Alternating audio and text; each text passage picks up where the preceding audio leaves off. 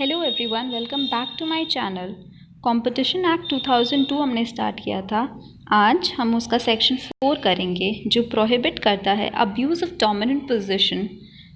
यहाँ पे dominant position का मतलब है ऐसा एंटरप्राइज जो एक मार्केट को अकेले कॉम्पीट करता है और अपनी कॉम्पिटिटर्स और कंज्यूमर्स को अपने फेवर में रखता है। कंपटीशन एक्ट ऐसे पोजीशन का गलत फ़ायदा उठाने से रोकता है। वहीं सेक्शन 4 सबसेक्शन 2 बोलता है कि अब्यूज़ ऑफ डोमिनेंस किस तरह से हो सकते हैं। नंबर 1, डायरेक्टली या इनडायरेक्टली कोई कंडीशन रखता है कोई परचेज ऑफ प्रोडक्ट या सेल ऑफ प्रोडक्ट के लिए या फिर प्राइस में बदलाव लाने के लिए। वहीं नंबर 2, जब एंटरप्राइज एक प्रोडक्ट का प्रोडक्शन या एक सर्विस को प्रोवाइड करने पे रोक लगाता है जिससे कंज्यूमर्स को नुकसान होता है। नंबर 3, ऐसा कोई भी प्रैक्टिस जिससे किसी को भी मार्केट में एंटर करने पे रोक लगाते हैं। नंबर 4, जहाँ कोई ऐसा कॉन्ट्रैक्ट जिसमें कंज्यूमर्स के फेवर में कोई ऐसा एक्शन लिया जाता है जिससे कि एंटरप्राइज को फ़ायदा हो। नंबर 5 में अगर एक मार्केट को प्रोटेक्ट करने के लिए कोई दूसरे मार्केट में डोमिनेंट पोजीशन को यूज़ करते हैं। इन सभी को देखते हुए बोल सकते हैं कि abuse of dominant position include करता है इम्पोजिंग अनफेयर कंडीशन और price, predatory pricing, limiting production, market or technical developments, creating barriers to entry, applying dissimilar condition to similar transaction, denying market access and using dominant position in one market to gain advantage in another market। तो ये था section 4। अगला section combinations के बारे में है। As per section 5 subsection 1, combinations का मतलब कोई भी अरेंजमेंट जैसे मर्जर, अमलगमेशन जो सेक्शन 5 में दिए हुए लिमिट्स को एक्सीड करता है। इस लिमिट्स को जानने से पहले एक बात क्लियर होना ज़रूरी है। अगर कोई दो कंपनियां अरेंजमेंट में आ रही है और अगर वो दोनों इंडियन हैं तब लिमिट्स अलग है। वहीं अगर एक इंडियन कंपनी और एक फॉरेन कंपनी है तो लिमिट्स अलग है।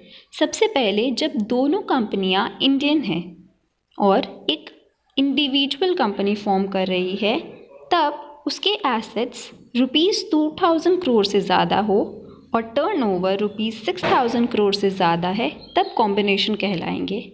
वहीं दो इंडियन कंपनी मिलके एक ग्रुप कंपनी फॉर्म कर रही है तब उनके एसेट्स ₹8000 करोड़ से ज़्यादा और टर्नओवर ₹24000 करोड़ से ज़्यादा हो तब कॉम्बिनेशन कहलाएगा।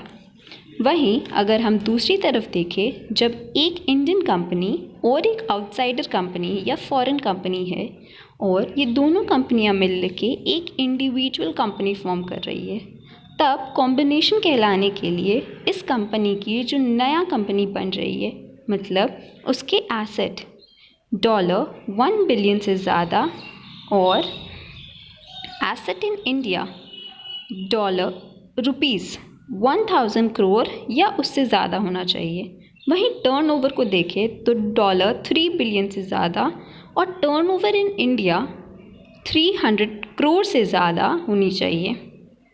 तो यहाँ पे हम दो चीज़ देखते हैं, एक उस कंपनी की एसेट और टर्नओवर और उस पर्टिकुलर कंपनी के इंडिया में कितनी एसेट है और इंडिया से कितना टर्नओवर जनरेट हो रहा है।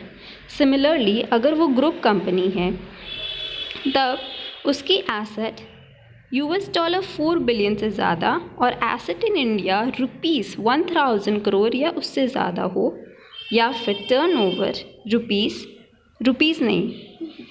$12 बिलियन से ज़्यादा और टर्नओवर इन इंडिया रुपीज़ में होगी जो है 3000 करोड़ या उससे ज़्यादा है तब कॉम्बिनेशन कहलाएगी। इसको समझने के लिए ये टेबल ही बेस्ट है।